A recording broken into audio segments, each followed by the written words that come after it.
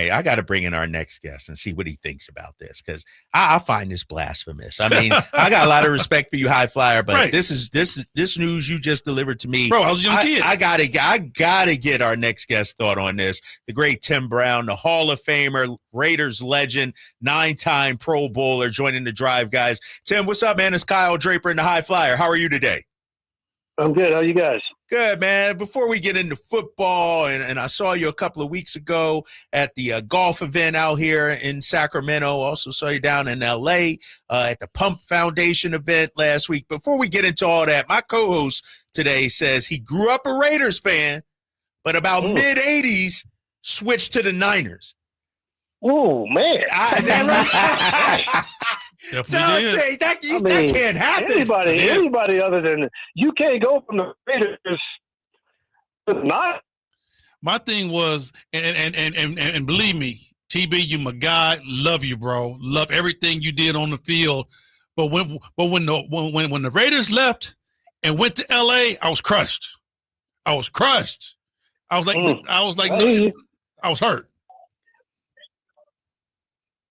I hear you. But it's only a 45-minute flight, bro. Right. I wasn't making it like that, though, TB. I was a little kid back then. Okay, I got you. We got Tim Brown joining us. Tim, let's talk about some football, man. Obviously, a brilliant career with the Raiders. Can you just take me back to that time? Al Davis, the silver and black, what it meant to put on that Raiders uniform every day? Yeah, I think for me, man, when I came in, it was really the organization was trying to get back to the top, right? They had won a couple of championships at the beginning of the 80s or whatever, but hadn't really done anything in 7, 8, 9 years. So I think there was a lot of high hopes, man. We had a lot of talent on the team, but I think Al wanted to win, but he wanted to win his way. And I think that just sort of got in the way of when you got Bo Jackson, Marcus Allen, and Howie Long, and Todd Christensen, and all these guys. You're supposed to be winning a whole bunch of games, man. But we spent too much time fighting ourselves and not fighting the other team, and that's why we were a mediocre team. For a couple. I think we snuck in the playoffs in 1990, snuck in the playoffs in 91, 93 or something. But we weren't a threat to anybody because we barely got in, and we knew it was going to be tough for us to hang in there if things got tough on us. So, but I just think that when Gruden came in, things changed tremendously, and we really felt like it was the first time that we had a legitimate shot to win. Now, like when I was a shorty growing up, it was no other logo as gangster as the Raiders logo. I mean, I can't imagine, Tim, how honored you had to feel to put that silver and black helmet on every night and go out and represent as a Raider. Man, growing up here in Dallas, I was such a Cowboy fan. Ooh. I mean, I knew nothing about the Raiders, bro. Really? Nothing. When I got because when I got to South Bend, when I got to Notre Dame, it was all Chicago. And the Bears were winning at that time, so everything that came on TV was about the Chicago Bears. If I wanted to search for football, I would search for the Cowboys, right? And so when I knew, when I came out to the Raiders, I knew nothing. I literally knew nothing. I knew who the owner was, of course. And, of course, when they tell me Marcus Allen's on the team and Bo Jackson, I knew who those guys were. But I just knew nothing about the history of the Raiders. It didn't take me long, to figure it out. You get Willie Brown in your ear for a couple hours, you can figure it out pretty quickly, So, but yeah, man, it was a delight for me to be able to learn everything about the Raider tradition and everything that they had accomplished. Drawn by the legendary Tim Brown. You played wide receiver at one of the highest levels in history, Tim. We've had the privilege of seeing guys like yourself and you, Randy Moss and Jerry Rice. And I know somebody that you've had very good conversations with, the Sterling Sharp, man, and getting into the Hall of Fame and you being in the Hall of Fame. What was it like to see Sharp jump in and get his coat this year? What did it mean to you as a wide receiver? Well, we all came out together, man, the same year. Me, him, Michael Irvin, Anthony Miller, a whole bunch of guys. Eric Allen was in that group too. within our class too. But as for his receivers, Chris Carter was supposed to be in our group, but he got kicked out of college after his junior year, and so he didn't graduate with us. So I mean, we've always kept an eye on each other, right? And Sterling gets out to an incredible start in his career. Michael wins championships. I'm on IR. I have a good rookie year, but I'm on IR, and I sort of get left behind. And Chris Carter's doing his thing, and and 10 years later, Michael's out the game. He won 3 championships. Sharp is out the game. Chris Carter not fighting, for whatever. And so it's been a very healthy competition, man. But at the same time, man, and I'll tell you guys a quick story. So after the 93 season, I wanted to leave the Raiders, right? And people don't know, I signed a contract with the Broncos to go to the Broncos after that year because there was so much going on with the Raiders. I just wanted to get out. I was just trying to get out. And but the Raiders had a week to match the contract, and they matched it. But I was over at the Pro Bowl, and I told Michael Irvin, "Hey, Mike, man, I think I'm gonna leave the Raiders, man. I want to come home to Dallas, man. I'll play number 2 to you. I don't have no problem with that." No, you don't. No, Michael. No, you ain't coming home. No, you ain't coming to Dallas.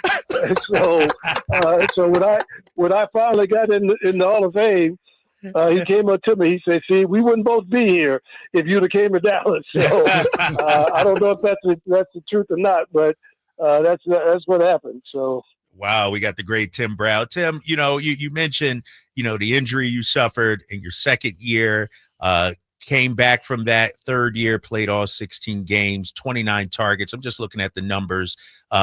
What popped for you, I guess, and it would be in year 5 and year 6 where you really made a huge leap? Was it, trust with the quarterback? Was it more opportunities? Well, take me back to that time when, things really started to take off for you. Well, a couple of things. One, when I got hurt, Al Davis told me that I was never going to start again. He said I was going to be the best third down receiver, punt returner that ever played a game. But he didn't want me to play on first and second down. So when you look at my numbers, I didn't start in 90, 91, and 92. I didn't start. Yeah. The only reason I started the last 5 or 6 games in 92 is because Mervin Fernandez got hurt. Swerving Mervin. And when he got hurt, and I ended up having a pretty good 5 or 6 games, whatever it was. And then after that, 93, I make the Pro Bowl as a receiver.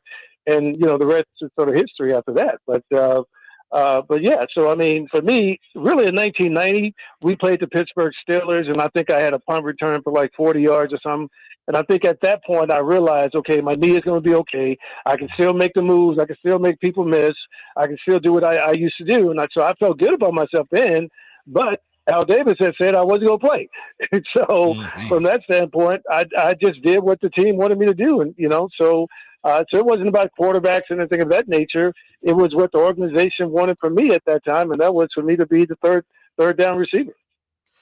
Tim, you touched on something that's interesting, and you piqued my mind, joined by Tim Brown, legendary Tim Brown, Hall of Famer, is returns. It's been so much conversation about returning, punt returns, ball coming out to the 35. If you kick it to the end zone, you were one of the greatest to do it. 4 touchdowns, almost 5,000 yards returning. What's your take on the return game, the special teams, kind of trying to take it out the game? Yeah, the good thing about punt returns is they can't do anything with punt returns. Right. They can't line guys up 10 yards away, all that kind of stuff, and with punt returns. So that will always be what it is. This kickoff return thing, I get it, because there were so many injuries happening, and most of the injuries were happening because of the wedges and all that kind of stuff that was being set. Not so much of the guys running the ball, but the guys blocking or trying to tackle were getting hurt. And so I get what they're trying to do. It looks a little freaky. Doesn't look like real football, you know what I mean? But, if it works, man, I'm good with it. If it keeps guys from getting hurt, then so be it. Tim Brown joining us. Hey, Tim, we talked about special teams, but what about the wide receiving position right now? You played in an era where, the running back, was getting 25 carries a game, especially early in your career. What do you make of, the wide receiver position now and the opportunities teams throwing 40, 50 times a game now? Yeah, look, it's a situation, man, that if you or a decent receiver and you got a decent quarterback, I mean, you ought to be catching 100, 115, 20 balls a year because of all the opportunities that you're going to get, you know? So, when Gruden was with the Raiders right before that last year, the big tight end broke my record for most catches in the season, right? And, I was calling Gruden, just messing with him, man, why you do that, man? You didn't have to do that, whatever, And he said to me, Timmy Brown, let me tell you something. Don't you ever worry about, if some of your records get broken, because if you were playing today, you would catch 200 balls a year. Wow. You catch 200 balls a year and, for 2,500 yards or whatever, because it's just a totally different game. And these guys don't play the game like you guys did.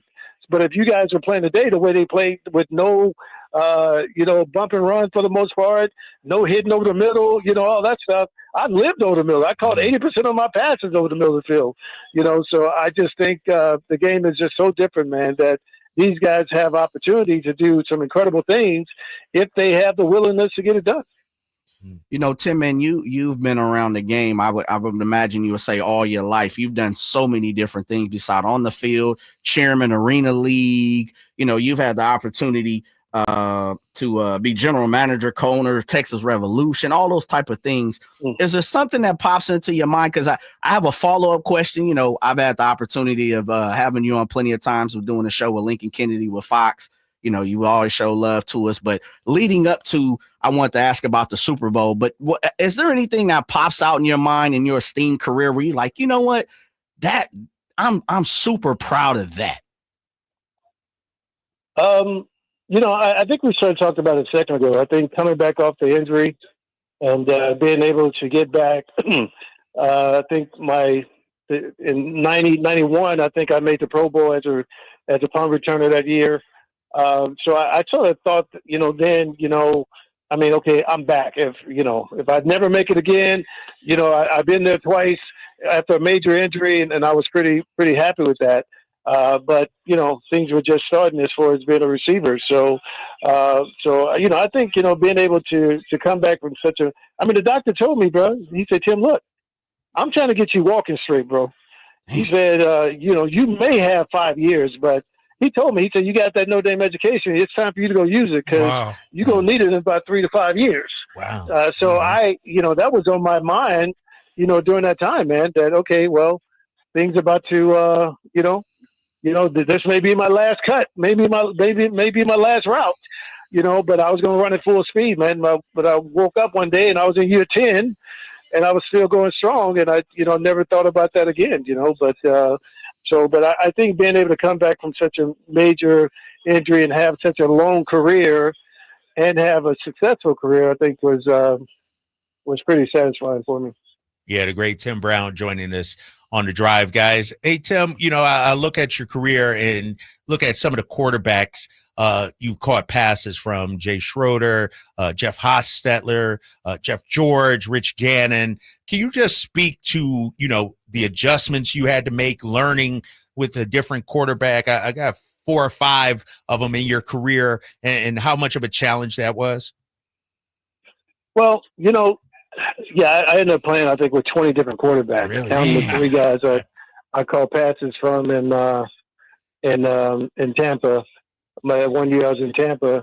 But, the one thing I realized early in my career, that every NFL quarterback can throw the ball 5, 10, 15 yards down the middle of the field. Mm-hmm. Everybody can do that. They may not be able to throw outside the numbers, up the hashes, 40 yards down the field, but everybody can throw 5, 10. You don't get to the NFL, you can't do that.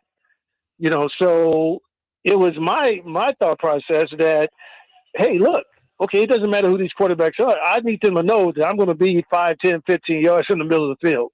You know what I mean? So I always had that relationship with my quarterback. When I left the huddle, winking at him, going, I'm there for you, right? So if you step up in the pocket, look for 81.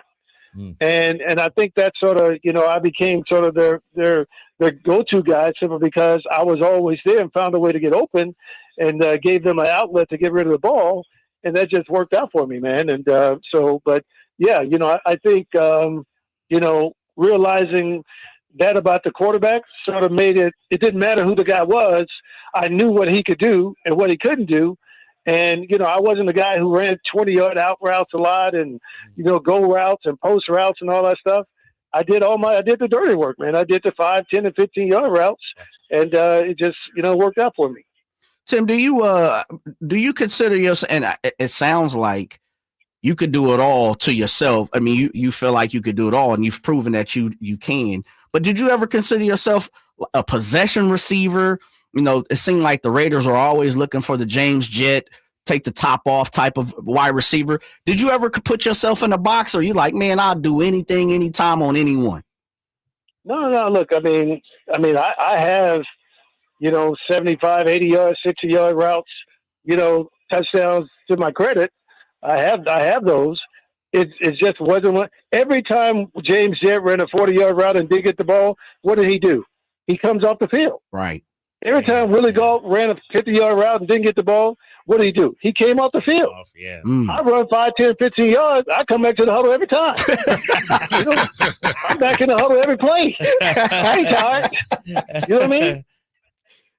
So if I'm in the huddle, I got a chance to get my number called, right? Yeah. So, I mean, look, it was just one of those things, man. But no, I ran 4.38, 4.39, 4.37 coming out of college. You know what I mean?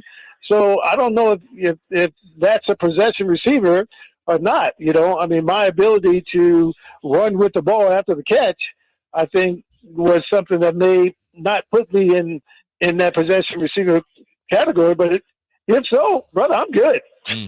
Call me. Hey, they can call me whatever they want to call me. Just make sure they put Hall of Fame at the end of it. You know what I mean? Much respect. Hey, Tim, I know you done talked about it. I'm sure been asked about that game against the Patriots. Were you guys the better team that season, the better team that day against New England, that Tuck Rule game? Yeah, look, I don't think anybody thought that the Oakland Raiders could go to a snowstorm and perform the way we performed, right? And but our whole deal going in was, look, we got to be here 3 hours if they live here. Let's go and do what we do and get on the plane and get home. You know what I mean? And so, look, I think, man, there's no doubt that we should have won the game. I mean, everybody understands that now. I think Tom Brady finally admitted it. But it is what it is in history. But there's no doubt that the team that went to New England was a better football team that day. No doubt about it. I think everybody understands that at this particular point. I mean, they didn't blow it. There was at no point that they have control of that game. We had control of that game for the whole time until the referee said, hold on, let me help you guys out, New England. Don't worry, we got you guys. We'll help you guys out. So, but yeah, I mean, I think that was, would have probably been one of the biggest wins in Raiders history, even though it wasn't a championship win. Yeah. But being able to go in those kind of conditions and win a football game like that, a playoff football game, I think would have been huge. Tim, I've had the opportunity, of course, to work with Link for a long time. And, man, we've had these discussions about the Super Bowl. And I'm not trying to bring up anything negative, but I know it is. It's part of it, talking about the Tuck Rule.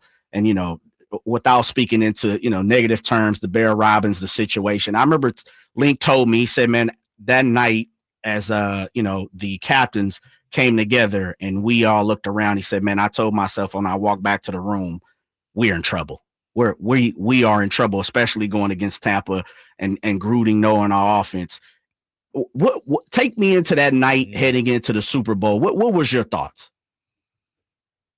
I think we were all concerned about Barrett. Yeah. And pray for him, man, because he's not doing well. Yeah, absolutely. Matter of fact, I mean, yeah, we had the alumni deal the other day, and I talked to some, I won't say who, but they just saying he's not doing well. But look, man, it was a lot, right?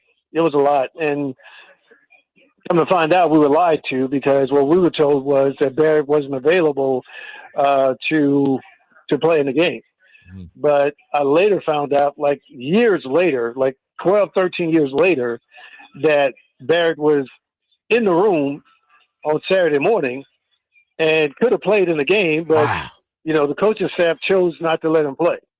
So, I think, that says all you need to know, brother, about, the guys in charge at that time. So, it was a tough night, man. It was just, when you go into a game like that, the game of your life, literally the game of your life. Guys like me, I was 35 years old, man. I had never played in a championship game at any level, you know what I mean? Right. And to go into that game literally knowing we don't have a shot at all, unless we have our Tampa just peed down their legs. And I don't know if you remember, but they came out and threw an interception early in the game. We were like, oh, well, maybe they're not ready to play either. So, but yeah, man, look, I stopped praying to win championships. I started playing to have the opportunity to win championship. And so I'm happy that I had a chance to step on the field and say I played for a championship. And what happened, but it is what it is, The great Tim Brown joining the Drive, guys. Tim, we appreciate your time. Hall of Famer, Legendary. 9-time Pro Bowler, legend, Raiders legend, whether it's Los Angeles, Oakland, this guy did it all for the Raiders. Tim, we appreciate you, man. Hopefully the golf game's staying sharp too, my man.